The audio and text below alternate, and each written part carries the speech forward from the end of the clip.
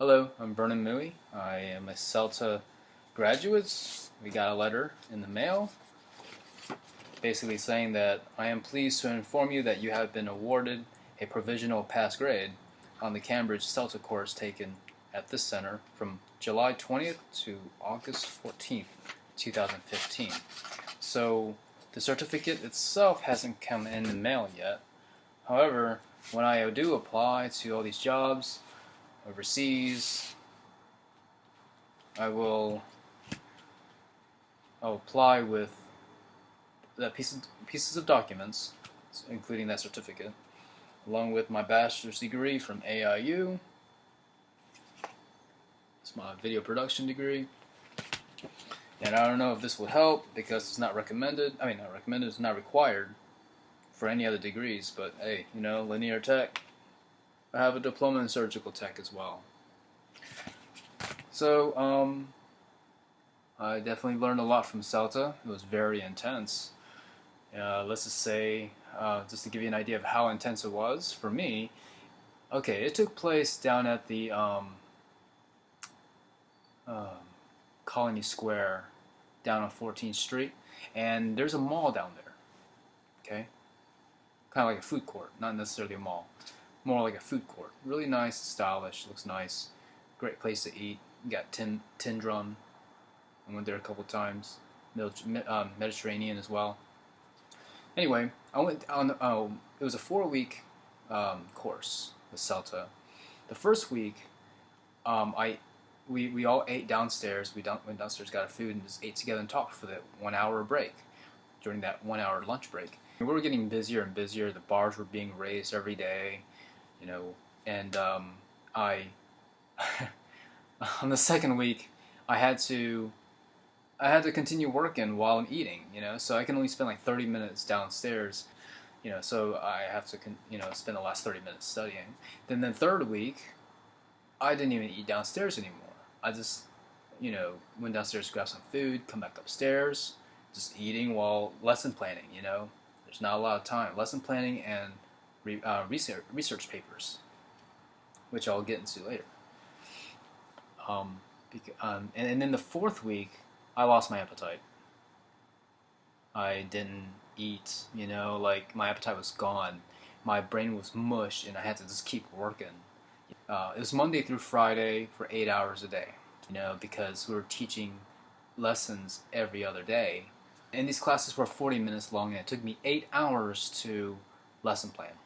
You're busy all day, and on days that you're not teaching, you're observing your colleagues and writing notes because we have feedback session the next day. The third paper is the language-related task, LRT. And this was the tough one. This one, the teacher could not give any examples about what we had to write. I remember at this point my brain was mush. This was like week 3. It was due like at the end of week 3 or something like that. Remember now, I'm lesson planning on top of the research papers that I spend forever on.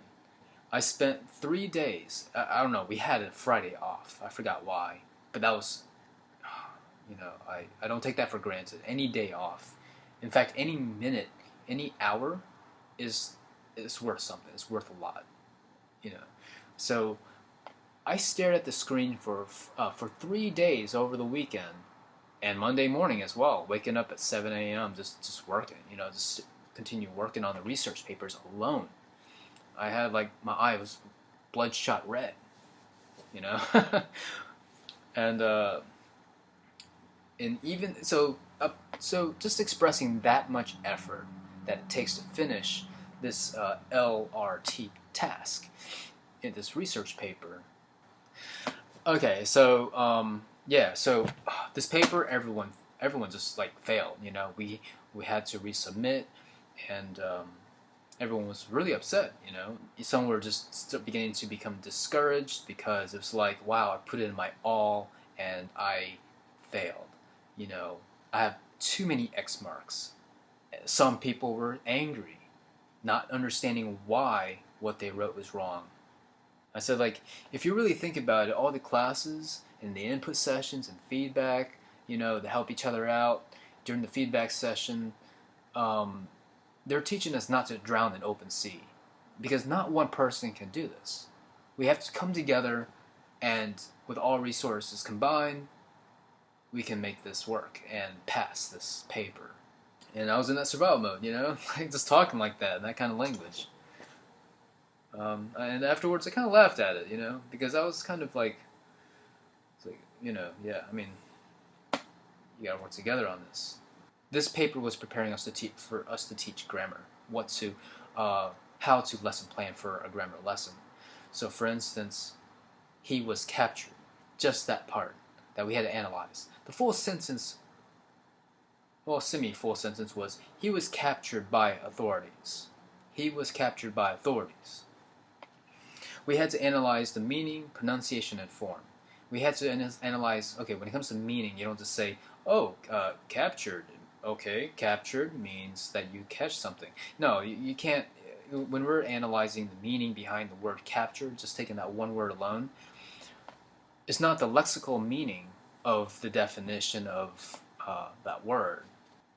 And then we had to convey the meaning further by concept checking questions to make sure that they understand, that the students understand when we're teaching this.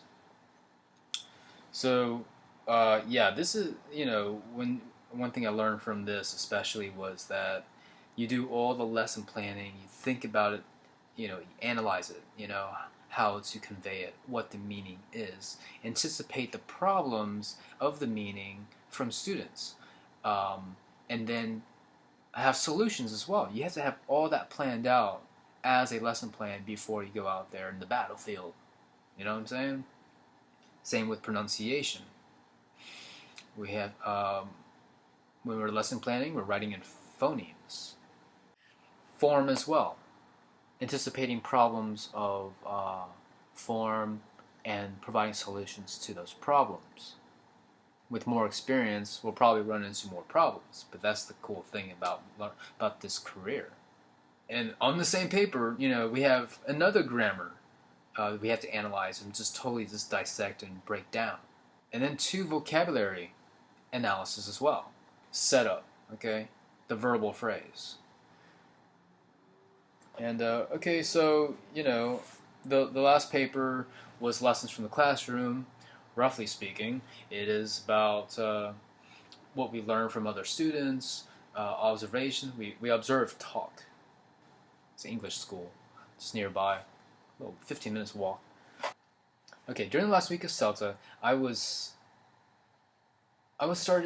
liked the world. It was a very different world. This ESL world, the people that I was interacting with all the time as my colleagues and my tutor, and just the material that you are always being exposed to, and the mindset that you have to go into to lesson plan and understand the material and for the research papers, and it's something that I could have kept doing. Just keep learning, And I was thinking, wow, this CELTA program is about to end. That means I have to go back to my old life, and that's weird. It's kind of like looking behind me, It's like, I don't want to go back there. I just want to keep stepping in the direction that I'm walking. I was like, I don't want to go back. I have to go back to my day job. And no offense. I mean, I like the day job. I like the people I work with. It's just that I would like to continue fueling my education with ESL, CELTA, teaching to adults. So now with this certificate, specialized, where it says that I'm specialized to teach adults of the language of English as a second language, as a foreign language, you pick one. I want to continue doing it. I really like it. Some people ask, well, why don't you want to teach kids? Why don't you want to teach kids? And I go, well, because there are certain things you can't talk to kids about that you can with adults. I can lesson planned this one listening lesson. It was about the flight. I forgot the flight number, but it happened. It took place in New York City. A plane lifted off. All these birds crashed into this plane, and all the engines just shut down. And then it was the pilot's, experience and instinct to just turn this plane right into the Hudson River. It was all over the news, right? Everyone knows about it. And that's an amazing context to teach with, right? You can't do that with kids. Kids are not going to be interested or understand. Maybe. Some might. Majority, maybe not.